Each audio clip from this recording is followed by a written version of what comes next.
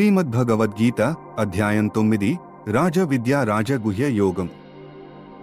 పరిశుద్ధమైన గొప్ప జ్ఞానాన్ని నేను నీకు తెలియజేస్తున్నాను ఓ అర్జున. ఇది రాజవిద్య, భక్తితో తెలుసుకోవాల్సిన మంత్రం. ఇది రాజవిద్య, రాజగుహ్యం, గొప్ప జ్ఞానం, గొప్ప రహస్యం. ఇది పాపాన్ని తుడిచివేస్తుంది, మనసును శుద్ధి చేస్తుంది. ఈ జ్ఞానం తెలిసినవాడు నన్ను తత్వంగా గ్రహిస్తాడు. నా మీద భక్తితో జీవించే వారిని నేను ఎల్లప్పుడూ కాపాడుతాను. నన్ను శ్రద్ధగా భావించే వాడిని నేను తిరస్కరించను. నాపై భక్తి పెంచే మనస్సే సనాతన మార్గానికి అర్హత. ఈ లోకం అజ్ఞానంతో నిండి ఉంది. వాస్తవాన్ని గ్రహించని వారు నన్ను తక్కువగా భావిస్తారు, నా దివ్య స్వరూపాన్ని తెలియక. నేనే సృష్టికర్త, నేనే సంరక్షకుడు, నేనే నాశనకర్త. నాలో నుండే సకల జగత్తు పుట్టింది. మాయలో చిక్కుకున్నవారు కామం, ద్వేషం వల్ల నాకు చేరలేరు. వారు నా దివ్య స్వభావాన్ని గ్రహించరు. శుద్ధమైన హృదయంతో నన్ను ఆరాధించేవారు, వారు నాలోనే జీవిస్తారు. నేను వారిలో ఉండి వారికి మార్గదర్శకుడినవుతాను. యుక్త భక్తి ఉన్నవారు పునర్జన్మ బంధం నుండి విముక్తి పొందుతారు. వారు నిత్యజీవులుగా నాలో కలిసిపోతారు.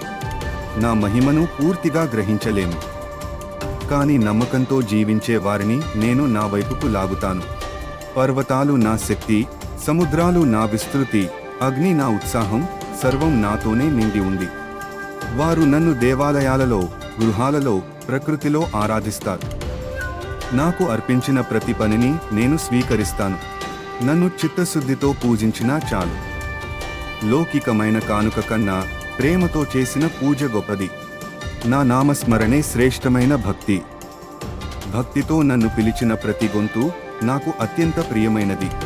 నన్ను ప్రేమతో పిలిచే ప్రతి హృదయాన్ని నేను ఆలింగనం చేస్తాను. వారు నా నుండి ఏనాడూ విడిపోలేరు.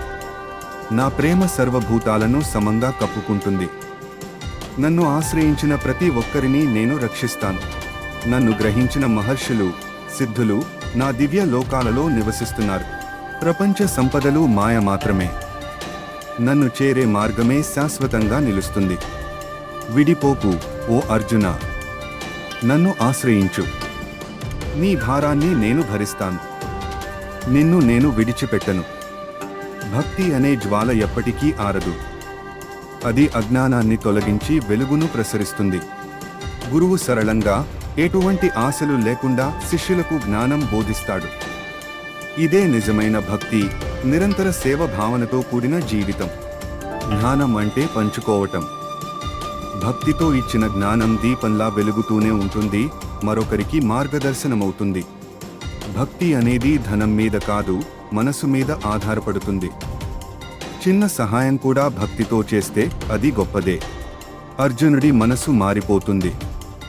అతను నిశ్చయంగా గ్రహిస్తున్నాడు, భక్తి ద్వారా మోక్షాన్ని పొందగలమని. దేవతలు కూడా నన్నే ఆశ్రయిస్తారు. నేను వాళ్లలోనూ ఉన్నాను, వాళ్ళు నాలోనూ ఉన్నారు. నేనే మూల కారణం. నా శక్తి సర్వత్ర వ్యాపించి ఉంది. సృష్టిలో ప్రతి జ్ఞానం, ప్రతి జీవితం నన్నుండే ఉద్భవించిందని గుర్తించు. యుగయుగాల అన్వేషణకు ముగింపు. భక్తుడు తన స్వరూపాన్ని మరిచి పరమాత్మతో ఏకత్వం పొందాడు. అహంకారాన్ని త్యజించినప్పుడు మాత్రమే నిజమైన భక్తి ప్రారంభమవుతుంది. అంతేకాదు, జ్ఞానం దిశగా అడుగులు పడతాయి. పరిశుద్ధ గ్రంథాలు భక్తి, జ్ఞానం, మోక్షం వైపు చూపించే బాహ్య రూపం. వాటిని ధ్యానంతో చదివితే లోపలి వెలుగు కనిపిస్తుంది. శాంతంగా, ప్రసన్నంగా ఉన్న శ్రీకృష్ణుడు అర్జునుడికి అసలైన రాజగుహ్యాన్ని తెలిపాడు. భక్తి వల్లే పరమగతి సాధ్యమవుతుందని. ఏ స్థితిలో ఉన్నా, ఏ స్థానం నుండైనా నన్ను భక్తితో పిలిచేవారి కోసం నేను ఉంటాను.